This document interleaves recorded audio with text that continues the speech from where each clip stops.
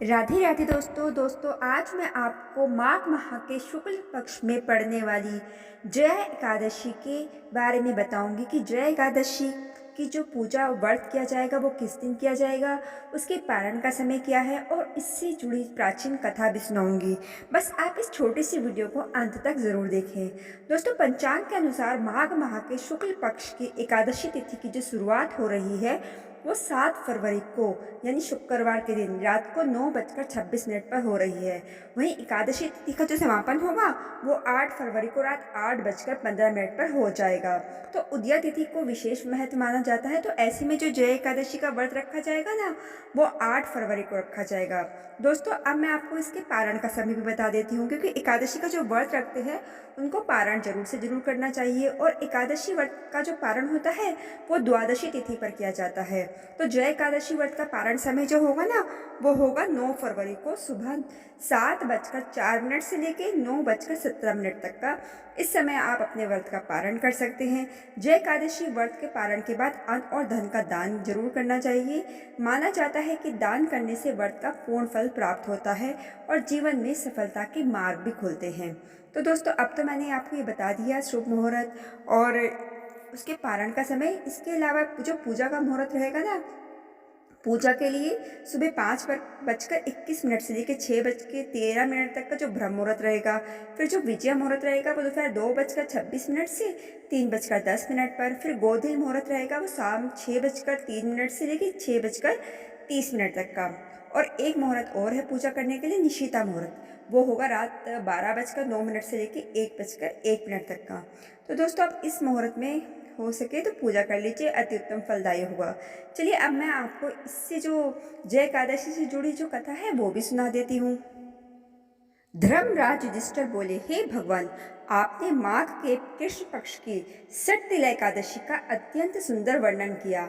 आप स्वदेज, अंडज, उदिज और जरायुज चारों प्रकार के जीवों के उत्पन्न, पालन तथा नाश करने वाले हैं। अब आप कृपा करके माघ शुक्ल एकादशी का वर्णन कीजिए। इसका क्या नाम है, इसके व्रत की विधि क्या है और इसमें कौन से देवता का पूजन किया जाता है। श्री कृष्ण कहने लगे, हे राजन, इस एकादशी का नाम जय एकादशी है। इसका व्रत करने से मनुष्य ब्रह्म हत्या आदि पापों से छूटकर मोक्ष को प्राप्त होता है तथा इसके प्रभाव से भूत पिशाच आदि योनियों से मुक्त हो जाता है। इस व्रत को विधि पूर्वक करना चाहिए। अब मैं तुमसे पद्म पुराण में वर्णित इसकी महिमा की एक कथा सुनाता हूँ। देवराज इंद्र स्वर्ग में राज करते थे और अन्य सब देवगण सुखपूर्वक स्वर्ग में रहते थे। एक समय इंद्र अपनी इच्छा अनुसार नंदन वन में अप्सराओं के साथ विहार कर रहे थे और गंधर्व गान कर रहे थे। उन गंधर्वों में प्रसिद्ध पुष्पदंत तथा उसकी कन्या पुष्पवती और चित्रसेन तथा उसकी स्त्री मालिनी भी उपस्थित थे।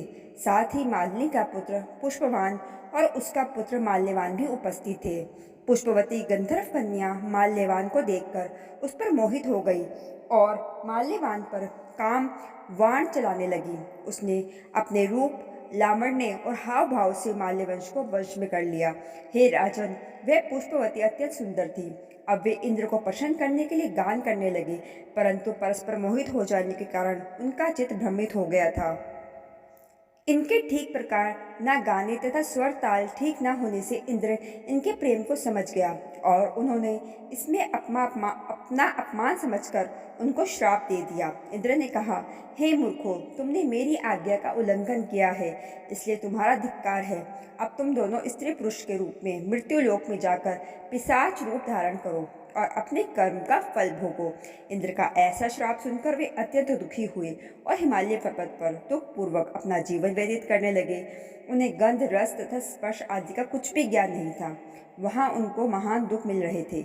उनके एक क्षण के लिए भी निद्रा नहीं आती थी। उस जगह अत्यंत शीत था, उस जिससे उनके रोंगटे खड़े रहते और मारे शीत के दांत बचते रहते। एक दिन पिशाच ने अपनी स्त्री से कहा कि पिछले जन्म में हमने ऐसा कौन से पाप किए थे जिससे हमको यह दुखदायी पिशाच योगिनी प्राप्त हुई। इस पिशाच योगिनी से तो नरक के दुख ही सहना ही उत्तम है। अतः हमें अब किसी प्रकार का पाप नहीं करना चाहिए। इस प्रकार विचार करते हुए वे अपने दिन व्यतीत कर रहे थे। देवयोग से तभी माघ मास में शुक्ल पक्ष की जय नामक एकादशी आई। उस दिन उन्होंने कुछ भी भोजन नहीं किया और ना ही कोई पाप कर्म ही किया, केवल फल फूल खाकर ही दिन व्यतीत किया और सायकाल के समय महान दुख से पीपल के वृक्ष के नीचे बैठ गए। उस समय सूर्य भगवान अस्त हो रहे थे। उस रात को अत्यंत ठंड थी, इसी कारण वे दोनों शीत के मारे अति दुखित होकर मृतक के समान आपस में चिपटे पड़े हुए थे। उस रात्रि को उनको निद्रा भी नहीं आई। हे राजन, जय एकादशी के उपवास और रात्रि के जागरण से दूसरे दिन प्रभात होते ही उनकी पिशाच योनि छूट गई। अत्यंत सुंदर गंधर्व और अप्सरा की देह धारण कर सुंदर वस्त्र आभूषणों से अलंकृत होकर उन्होंने स्वर्ग लोक को प्रस्थान किया। उस समय आकाश में देवता उनकी स्तुति करते हुए पुष्प वर्षा करने लगे। स्वर्गलोक में जाकर इन दोनों ने देवराज इंद्र को प्रणाम किया। इंद्र इनको पहले रूप में देखकर अत्यंत आश्चर्य होकर पूछने लगा कि तुमने अपनी पिशाच योगिनी से किस तरह छुटकारा पाया है, सो सब बतलाओ। माल्यवान बोले कि हे देवेंद्र, भगवान विष्णु की कृपा और जय एकादशी के व्रत के प्रभाव से हमारी पिशाच देह छुटी है। तब इंद्र बोले कि हे माल्यवान, भगवान की कृपा और एकादशी का व्रत करने से न केवल तुम्हारी पिशाच योगिनी छूट गई, वरन हम लोगों के भी वंदनीय हो गए, क्योंकि विष्णु और शिव के भक्त हम लोग के वंदनीय हैं। अतः आप धन्य हैं। अब आप पुष्पवती के साथ जाकर विहार करो। श्री कृष्ण कहने लगे कि हे राजा युधिष्ठिर, इस जय एकादशी के व्रत से बुरी योनि छूट जाती है। जिस मनुष्य ने इस एकादशी का व्रत किया है उसने मानो सब यज्ञ जप दान आदि कर लिए। जो मनुष्य जय एकादशी का व्रत करते हैं वे अवश्य ही 1000 वर्ष तक स्वर्ग में वास करते हैं। तो दोस्तों, ये थी जय एकादशी की कथा। इस कथा को ज़्यादा से ज़्यादा लोगों जरूर शेयर कीजिए और मेरे चैनल को जरूर सब्सक्राइब कीजिएगा। राधे राधे। ओम नमो नारायण।